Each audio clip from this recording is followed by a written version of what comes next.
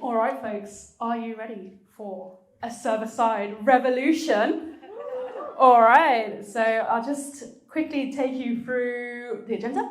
We're going to start off with a quick bit of context, a brief history of websites. We'll talk a bit about server-side rendering and why that's not React server components.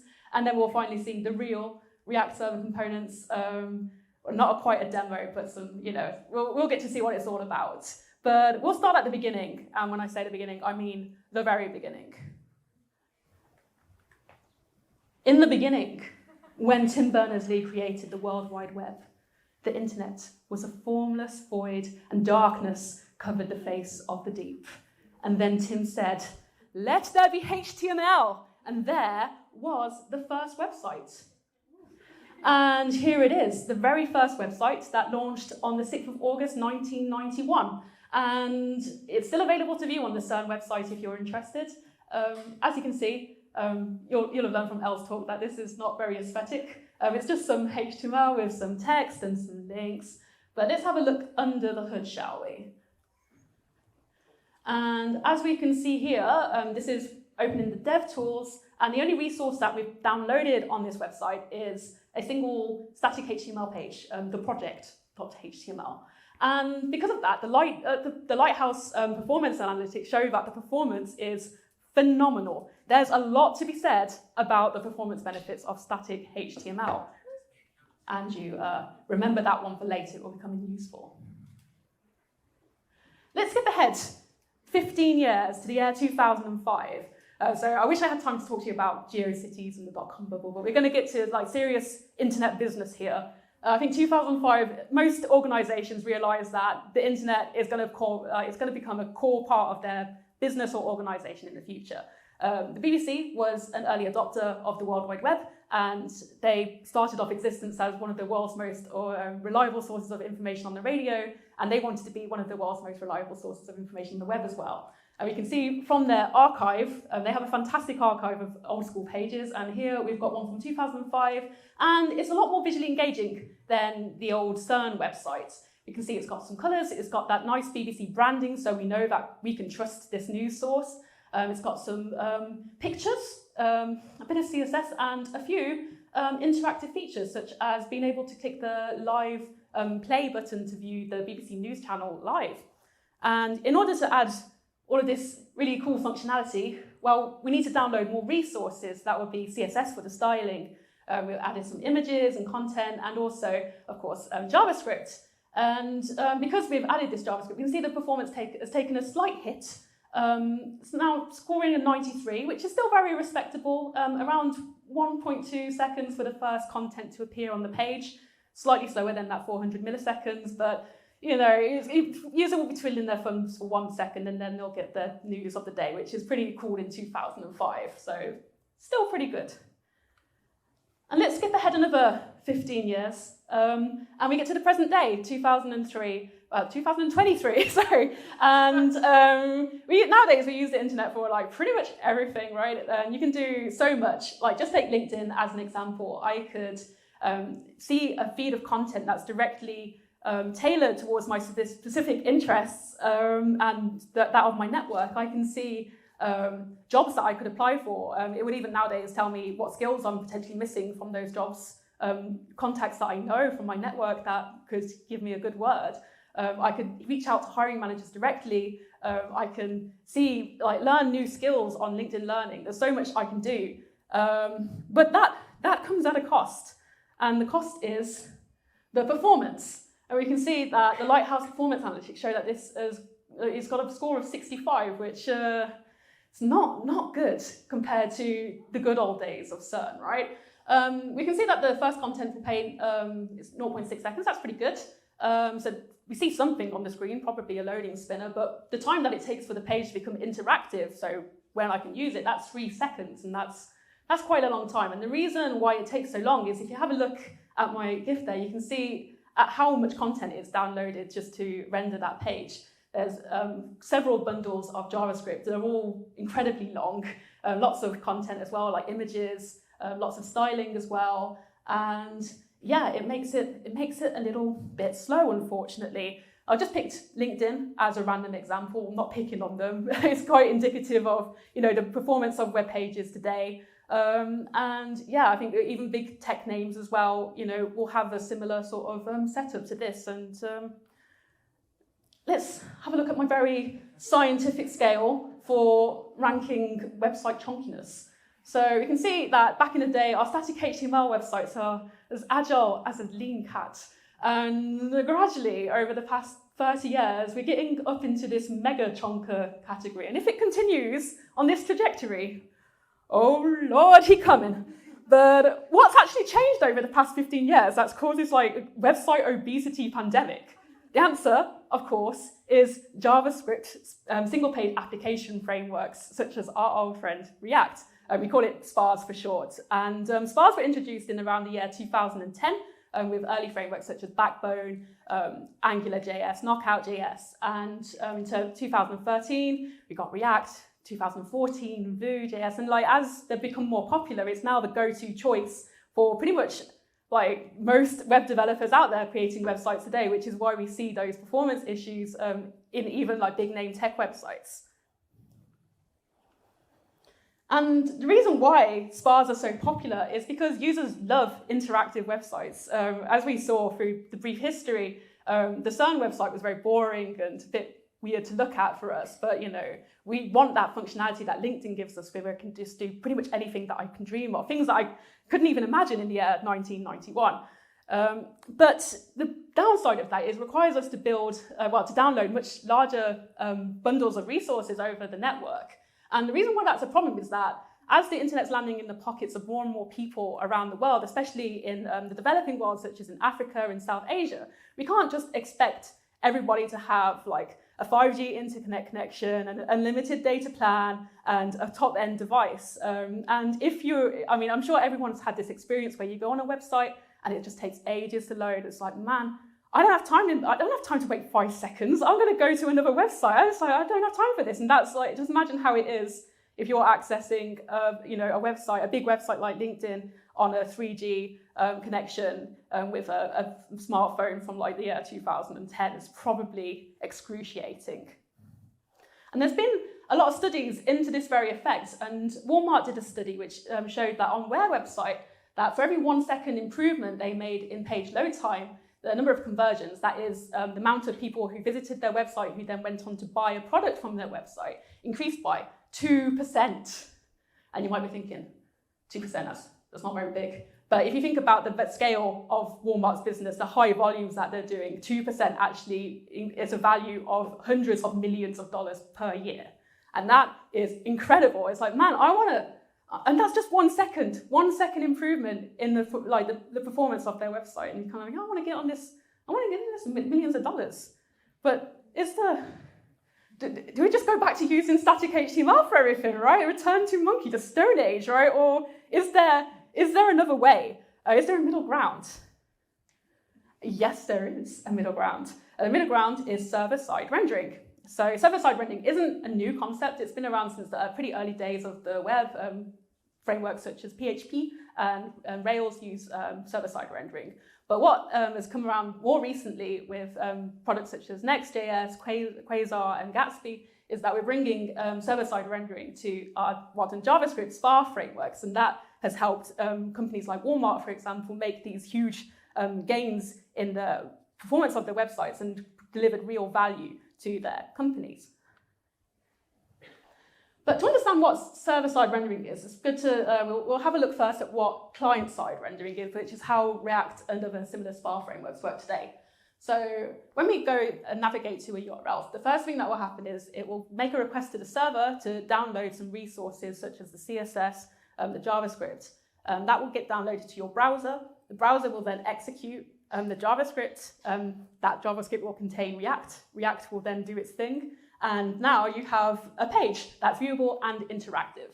But until that time, you can see here that all you can see is a loading spinner or a loading bar. And it's I don't get to do anything. That's, if we're talking about 3 seconds until I can see the page, that's, 3 seconds that might result in your customer thinking, well, this is a bit naff, right? And the difference with server-side rendering is that what we do, when we send that initial request to the server via our URL, it's able to send down some static HTML immediately. And we know that static HTML is lightning fast. And that means that from the very second stage here, before we've downloaded our JavaScript bundles, we can actually see something as a user on the page.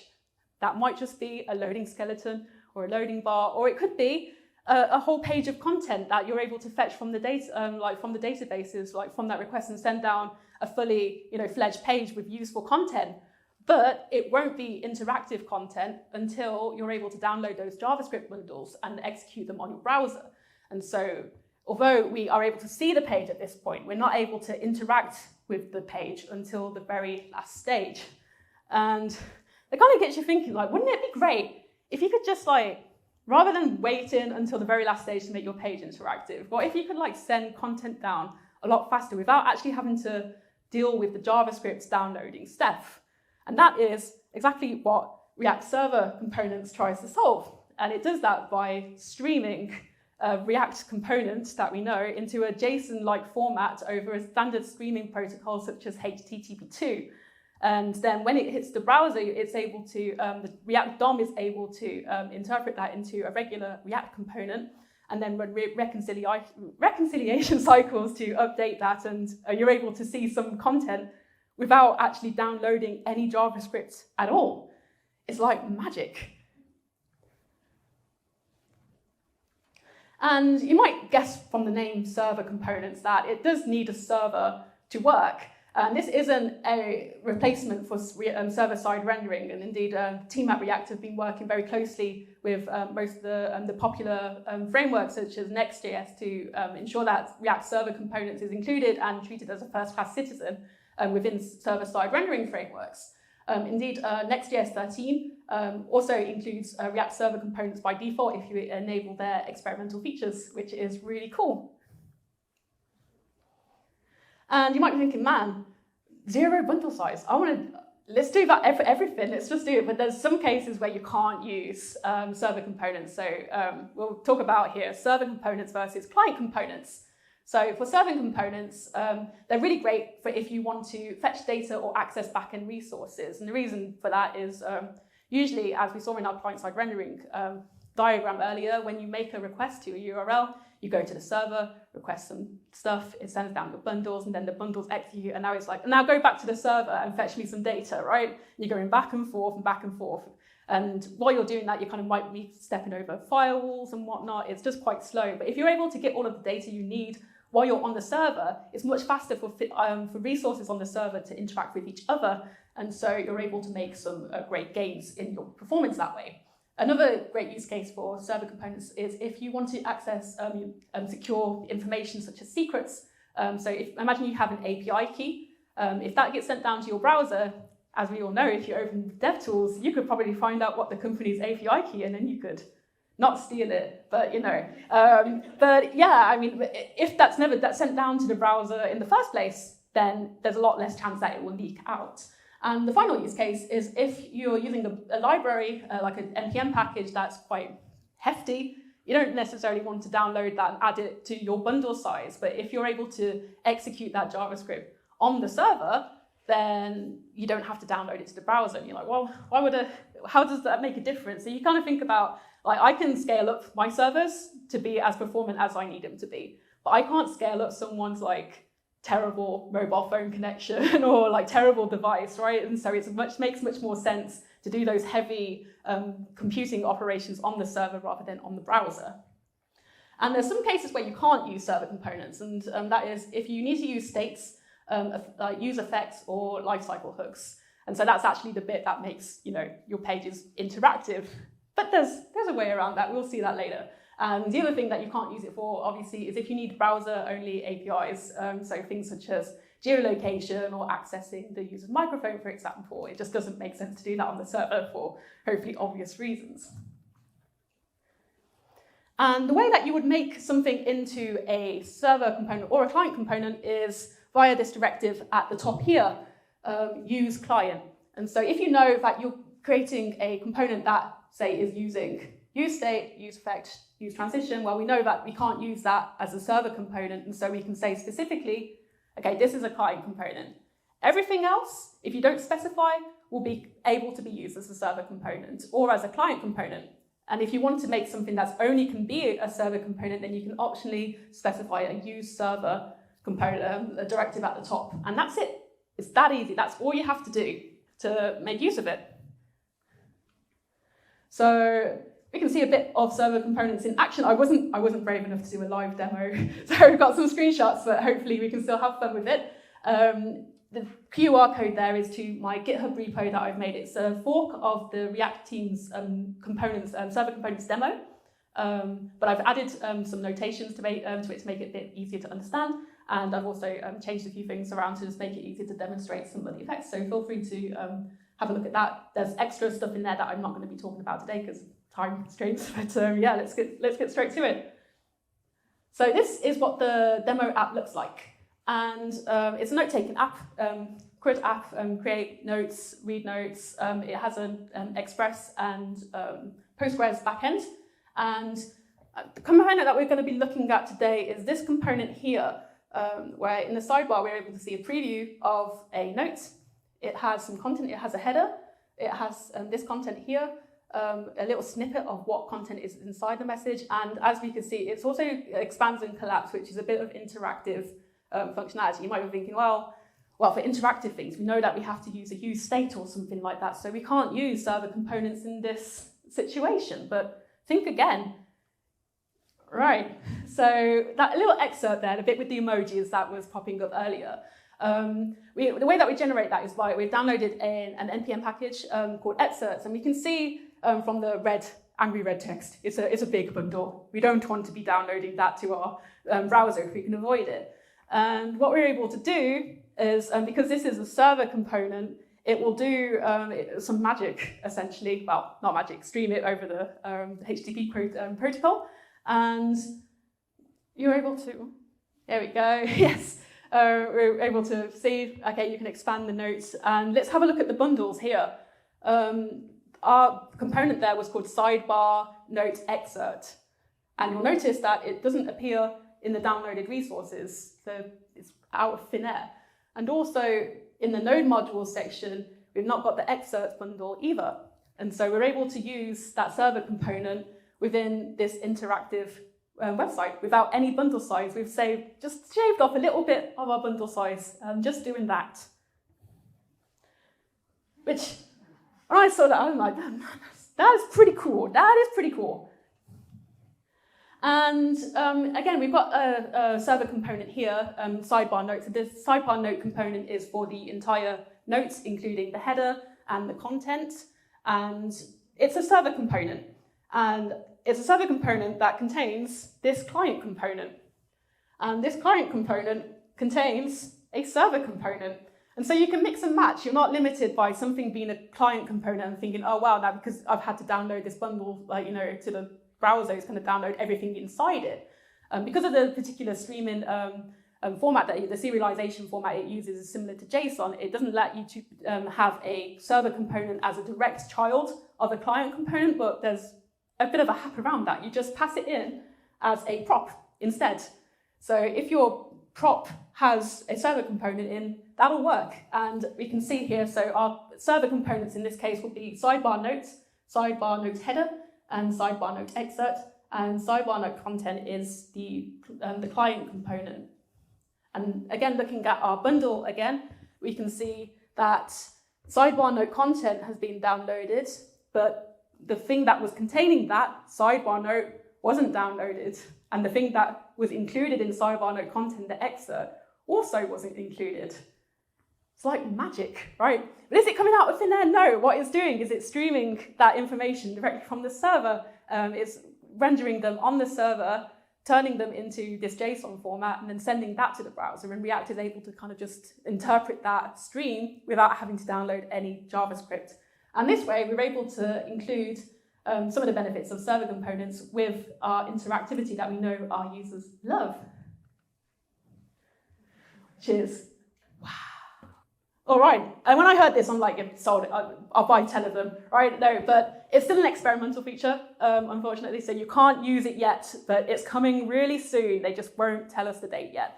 The good news is that compared to December 2020, when they first announced it, we actually have an RFC that's been merged for this now, so they've decided on pretty much all of the architectural features of this, and they're definitely going to do it. We just don't know the date yet. Because it's an experimental feature, they don't recommend using this in production, and that includes on Next.js as well, although it is included in there, as I mentioned before, but you're very welcome to use the demo to explore it.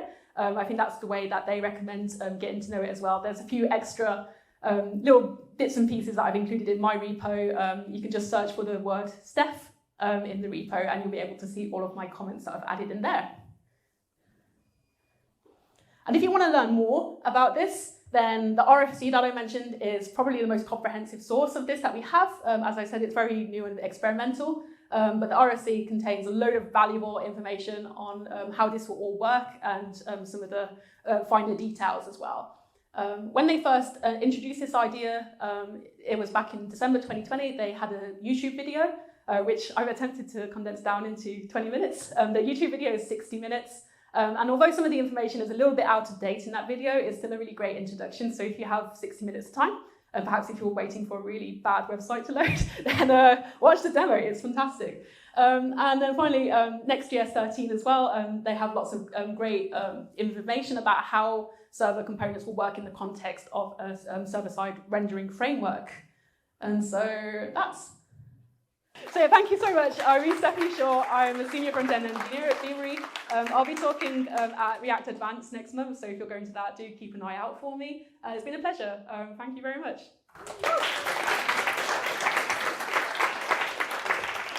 Thank you very much.